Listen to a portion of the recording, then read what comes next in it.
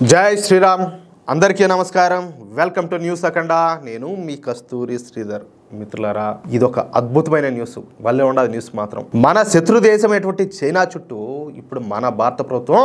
Air బేస్లు నిర్మిస్తుంది ఈ news చూడండి ఒకసారి సూపర్ గా ఉంటుంది మిత్రులారా ఈ న్యూస్ చెప్పబోయే ముందు మీకు అందరికి కూడా పేరు పేరున ఒక చిన్న విజ్ఞప్తి మన న్యూస్ అఖండ ఛానల్ నిర్వహణకు అదేవిధంగా మన ఛానల్ను మరింత బలోపేతం చేసుకోవడానికి ప్రతి ఒక్కరూ కూడా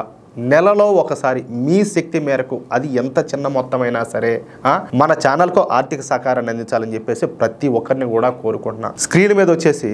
మన ఛానల్కి సంబంధించినటువంటి ఆ క్యూఆర్ కోడ్ స్కానర్ ఉంటుంది అలాగే దాని కింద వచ్చేసి నెంబర్ ఉంటుంది ఆ నెంబర్కు మీరు గూగుల్ పే కానీ పేటిఎం కానీ లేకపోతే ఫోన్ పే కానీ చేయొచ్చు ఒకవేళ మీకు డబ్బులు పంపించడంలో ఏవైనా ఇబ్బందులు తలెత్తితే అదే నెంబర్కు వాట్సాప్ ఉంటుంది వాట్సాప్ లో నాకు ఒకసారి మెసేజ్ చేయొచ్చు ఖచ్చితంగా మన అకౌంట్కి సంబంధించిన డీటెయిల్స్ కూడా నేను మీకు ఇస్తాను ఒకవేళ మీరు కాల్ చేసినప్పుడు నేను స్పందించకపోయినా మీరు పెట్టేటటువంటి మెసేజ్ కు తప్పకుండా రిప్లై ఇస్తా అలాగే మన అకౌంట్స్ సంబంధించిన డీటెయిల్స్ కామెంట్ బాక్స్ లో ఉంటాయన్నమాట ఏ విధంగా అయినా సరే ఎలాగైనా సరే మీరైతే డబ్బులు పంపించవచ్చు దయచేసి ప్రతి ఒక్కరు కూడా మీ శక్తి మేరకు మన ఛానల్ కు ఆర్థిక సహకారం అందించగలని చెప్పేసి ప్రతి ఒక్కరిని కూడా కోరుకుంటున్నా సరే ఇక న్యూస్ విషయానికి వస్తే దిక్కుమాలిన చైనా మూలంగా మన దేశం అనేక ఇబ్బందులకు గురి కాబడుతుంది ఈ చైనా మన చుట్టూరా ఉన్నటువంటి దేశాలను తమ వైపుకు లాక్కొని తమకు అనుకూలంగా మనకు వ్యతిరేకంగా ఉండేలా పావులు గదుపుతుంది ఇందుకోసం మన దేశం చుట్టూరా స్ప్రింగ్ ఆఫ్ పెరల్స్ నిర్మిస్తుంది అనమాట అంటే మన దేశం చుట్టూరా చైనా తన నేవీ స్థావరాలను ఏర్పాటు చేస్తుంది మన దేశాన్ని అష్టదిగ్బంధనం చేయాలని చెప్పి చూస్తుంది ఒకవైపు ఏమో మనం వ్యాపారాలు చేసుకుందాము మీరు మా దేశానికైనా ఎగుమతులు చేయండి మేము మీ దేశానికి కూడా ఎగుమతులు చేస్తాము మనం బాగుందాము అని చెప్పి ముందు పక్క ఏమో డ్రామాలు దొబ్బుతారు వెనక పక్క చేసేటివన్నీ కూడా చేస్తారు అర్థమవుతుందా అవకాశం వచ్చినప్పుడు మన దేశాన్ని దెబ్బ కొట్టాలని చెప్పేసి ప్రయత్నం చేస్తుంది చైనా ఈ పనిని 2005 నుంచి చేయడం ప్రారంభించింది ఇదే మన దేశం చుట్టూరా ఈ ఎయిర్ బేస్లు నిర్మించడం అయితే ఇంతకు ముందున్నటువంటి మన చేతగాని ప్రభుత్వాలు ఎవరు 2005లో అప్పుడు అధికారంలో ఉన్నిందా తెలుసు కదా కాంగ్రెస్ ప్రభుత్వం దేశంలోనే వృద్ధ పార్టీ సరే ఇకపోతే ఈ విషయం వాళ్ళకి తెలిసినప్పటికీ చైనాను ఏమీ కూడా ఫేకలేకపోయినాయి కనీసం ఈ విషయాన్ని ఖండించలేకపోయినాయి ఎందుకంటే వాళ్ళని కాదంటే పోయమ్మా వాళ్ళని కాదని చెప్పేసి మనవేడ తట్టుకోగలుగుతాము వాళ్ళు మనల్ని బతకనిచ్చారని చెప్పేసి భయం అర్థమవుతుందా కానీ ఇప్పుడు కాలం మారింది ప్రస్తుతం మన దేశంలో నరేంద్ర మోడీ ప్రభుత్వం పరిపాలన చేస్తుంది అందుకే ఈ చైనా స్ప్రింగ్ ఆఫ్ పెరల్స్ కు ధీటుగా భారత్ కూడా చైనాను అష్టదిగ్బంధనం చేస్తుంది మేమే తక్కువ తిన్నామా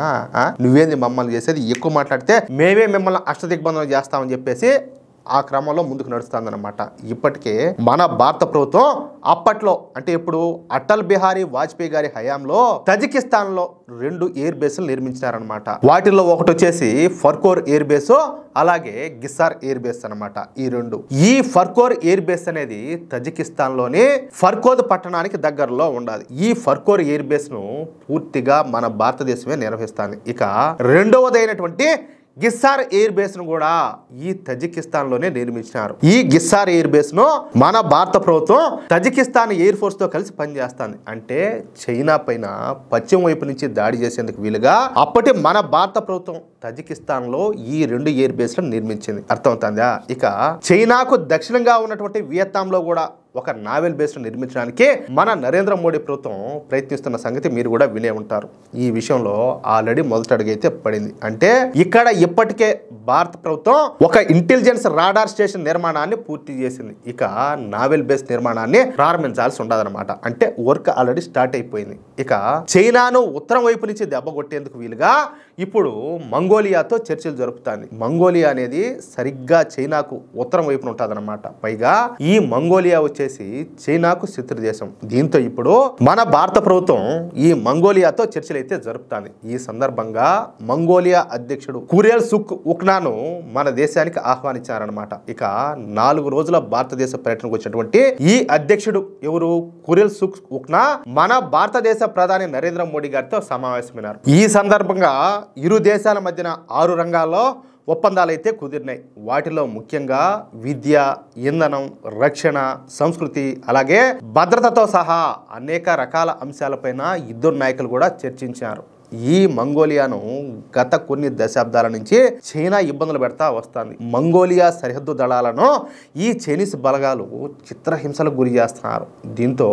ఈ మంగోలియా సరిహద్దు భద్రతా దళాలకు త్వరగా శిక్షణ ఇచ్చేందుకు మన ప్రధాని నరేంద్ర మోడీ గారు అంగీకరించారు. అంతేకాకుండా ఈ దిశగా మంగోలియాతో ఒప్పందం కూడా చేసుకున్నారు. ఇక మంగోలియా భద్రతను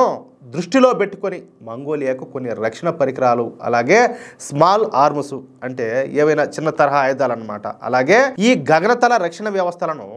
అందించేందుకు మోడీ గారు పచ్చజెండా ఊపినారు. ఎవరికి? మంగోలియాకు. ఇక మంగోలియా సైనికులకు పర్వతాల్లో జరిపేటటువంటి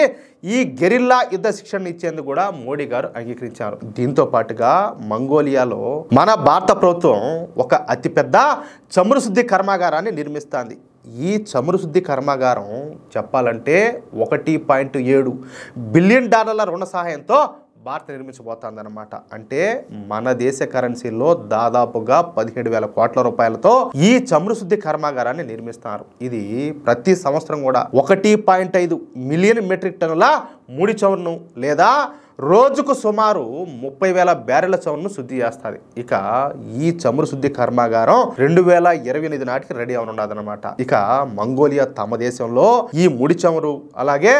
గ్యాస్ నిక్షేపాలను వెలికి తీసే బాధ్యతను మన దేశానికే అప్పగించింది. చూడండి అయ్యా, మనకు తెలియకుండా కాదు ఎన్ని ఒప్పందాలు జరుగుతున్నాయి, ఎంత డెవలప్మెంట్ జరుగుతుంది. చూడండి, ఒకసారి ఆలోచించండి. ఇది ఇలా ఉంటే ఇక వచ్చే సంవత్సరం ఆగస్టులో మన దేశ ప్రధాని అయినటువంటి నరేంద్ర మోడీ గారు మంగోలియాలో పర్యటించనున్నారన్నమాట. ఈ పర్యటన సందర్భంగా మంగోలియాలో భారత ఎయిర్ బేస్ నిర్మాణానికి సంబంధించిన విషయాలు చర్చకైతే రానున్నాయి. ఈ చర్చలు ఫలవంతం అయితే మనం మంగోలియాలో ఒక పెద్ద ఎయిర్ బేస్ను కూడా నిర్మించవచ్చు అనమాట. ఖచ్చితంగా ఇది జరిగి తీరుతుంది, దాంట్లో డౌటేలే. అంటే చైనాకు సరిగ్గా ఉత్తరం వైపున మనం ఈ ఎయిర్ బేస్ని అయితే నిర్మించబోతున్నాం అనమాట. ఇక ఈ దెబ్బతో చైనాకు నిద్ర పట్టకుండా చేయొచ్చు, అది విషయం. మిత్రులారా, ఈ న్యూస్ కనుక మీకు నచ్చినట్లయితే ఖచ్చితంగా ఈ న్యూస్ నలుగురికి షేర్ చేయండి. అలాగే ప్రతి ఒక్కరూ కూడా మీ యొక్క అమూల్యమైనటువంటి అభిప్రాయాలను ఖచ్చితంగా కామెంట్ రూపంలో తెలియజేయండి. ఇంకో విషయం ఏంటంటే, ఇంతవరకు మీరు గనక మన ఛానల్ను సబ్స్క్రైబ్ చేసుకున్నట్లయితే ప్రతి ఒక్కరు కూడా మన ఛానల్ను సబ్స్క్రైబ్ చేసుకోండి, సపోర్ట్ చేయండి ప్లీజ్. జై శ్రీరామ్, జై హింద్.